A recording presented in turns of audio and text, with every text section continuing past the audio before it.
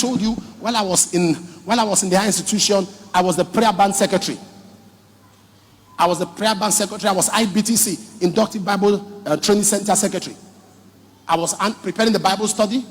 At the same time, I was the prayer band secretary.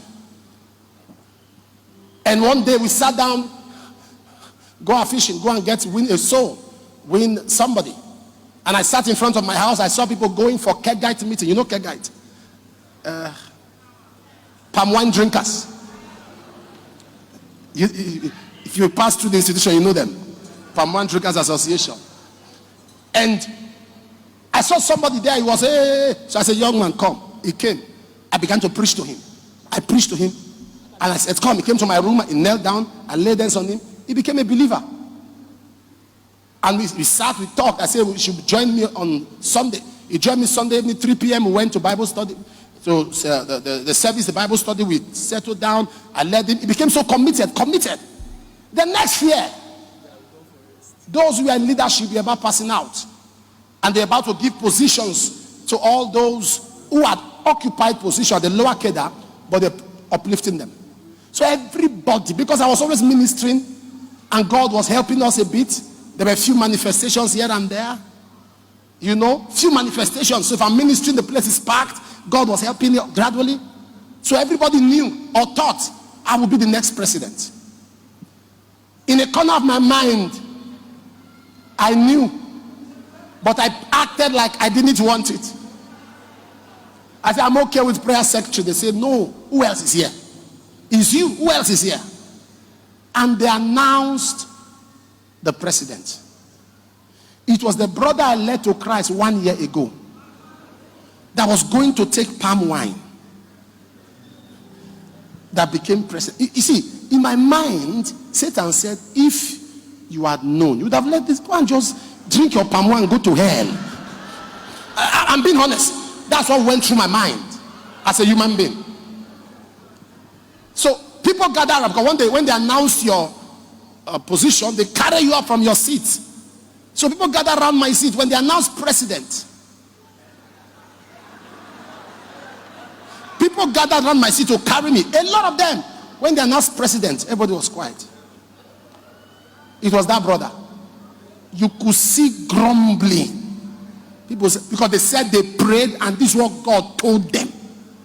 If you see grumbling, I heard people say, this is not God. No way. This is not. No. I said, shh. I said, I told you guys I don't want. I told you guys. But in my heart, I said, if we come out of this hall today, somebody's head will roll. I will drop this thing for them. I'm not. So they said, okay, maybe they want you to be the vice and the rest. They were telling me, I said, I don't want vice. They announced the vice. It was another sister. That sister, to me, if we are to give an award, is the most troublesome sister. She's very brief, very summarized, but but very loud-mouthed. She was vice. Everybody was quiet. They mentioned prayer band. The prayer band I was managing. Prayer band leader was managing. They took it again. They gave somebody. At least leave that one for me, even if you hate me so much. They gave somebody. They now said that they prayed and the Lord told them that the prayer band and the IBTC should not be together. The Inductive Bible Training Center, the person that prepares the write-up, the bulletin for the Bible study. I was handling the two. They took that one again. They gave somebody. Finally, they now called head usher. They gave me. I started looking. What did I do to warrant head usher? So they gave me usher. What? Thank you. Whether it's because during message I used to stand a lot, I don't know. And they gave that to me. And guess what? When they called all of us to kneel down to pray, I knelt down with one knee. Because in my heart I was like, what is this? I got home, my room was filled with brethren. They were angry. Some say, well, I'm gone. No, I'm switching fellowship. This one say, I'm not going again. This one say, this leadership, no way. That boy, That boy, when did he repent? He cannot be my president. He cannot be my president. Never. They say, Brother Johnson, Alpha, are you still going there? I say, I will go. You are going where? No. I was there. I was head usher. We delegate people here to stand. At the end, submit attendance to this brother who was on his way to drink palm wine. I did all that. We got out of school. Some years later, I was preaching, invited to preach in Lagos. So they came and received me with convoy of cars, received me with security. But as I entered the car, somebody called me a name that they used to call me only in school. You know, there's a way you speak in tongues, they name you after that tongues. Yeah. They did that in our school. So he called me, that name, I turned. Behold, it was my former president in campus. In this church I was invited to preach. He was now the chief protocol. And he came to receive me. He had added so much weight. His stomach had come out. He had looked big. So I said, wait, Presido. He said, yes, sir.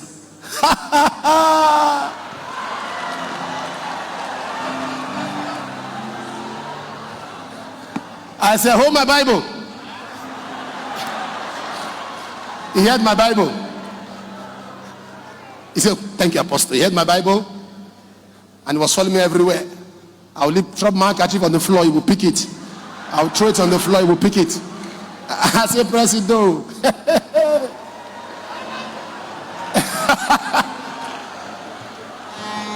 I was preaching on the altar. I would drop things, he would pick them. I would drop it. So I noticed the people were looking somehow. I said, you people leave us. Focus on my preaching and leave whatever I'm doing. He understand, I understand. He will pick it up, he will smile, he will give it to me. I will tap it and say, bless you, boy, bless you. The second day I told them the story. I said, serve God, follow God.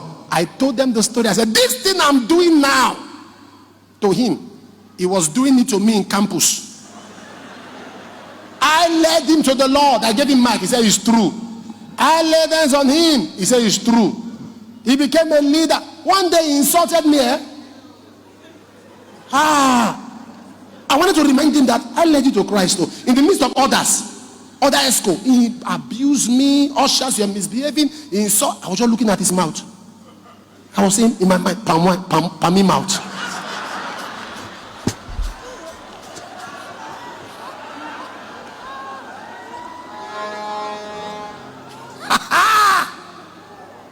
God, that's what life is. In your office, don't be envious of that lady because you are older. By virtue of her position, she's your boss. Humble yourself.